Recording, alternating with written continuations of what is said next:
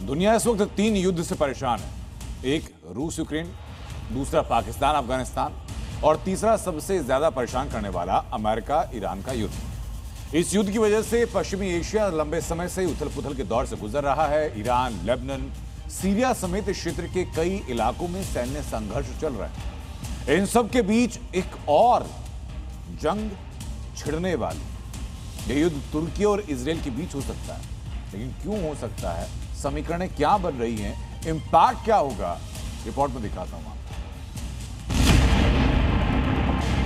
Middle east में उथल पुथल के बीच एक और युद्ध की आहट नेतन्याहू एर्दोगन में ठन गई।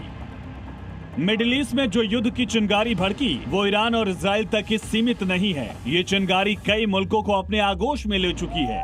मिडिल ईस्ट में तनाव कम होने का नाम नहीं ले रहा। कई देश एक दूसरे के जानी दुश्मन बने हुए हैं। दुनिया थर्ड वर्ल्ड वॉर की दहलीज पर खड़ी है। इन सब के बीच एक और लड़ाई छिड़ने की बहुत हद तक संभावना है।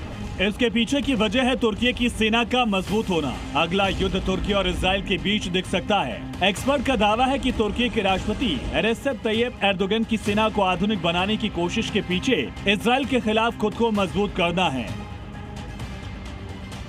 यरूशलेम पोस्ट में दावा किया गया कि एर्दोगन की सरकार ऐसे कदम उठा रही है जिनसे पता चलता है कि वो संभावित युद्ध की तैयारी कर रहे हैं।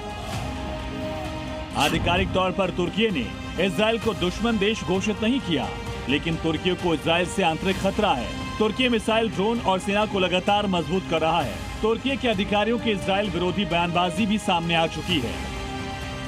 एर्दोगन के सबसे महत्वपूर्ण कदमों में से एक नियम मई 2024 में लागू हुआ। इस नियम ने युद्ध की स्थिति में संसाधनों, निजी कंपनियों, परिवहन साधनों और विशेष कौशल वाले नागरिकों को जुटाने के सरकार के अधिकार को बढ़ाया है। ये नियम तुर्की को युद्ध की औपचारिक घोषणा के बिना तेजी से आपातकालीन स्थिति में आने की अनुमति देता है। तुर्की अगर इजराइल से टकराव की ओर जाता है तो सैन्य संघर्ष की सबसे संभावित जगह सीरिया होगी। सीरिया में तुर्की और इजरायली सेना एक दूसरे के क्षेत्रों के आसपास काम करती हैं। उनके हित आपस में टकराते हैं। ये टकराव सैन्य संघर्ष में भी बदल सकता है।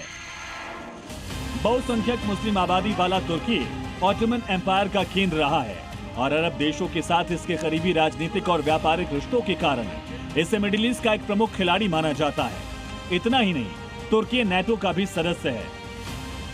दरअसल इन दोनों देशों के बीच दुश्मनी का सबसे अहम कारण है फिलिस्तीन और गजा का मुद्दा। एर्दोगन मुस्लिम दुनिया का मसीहा बनना चाहते हैं। हमास को तुर्की का समर्थन है।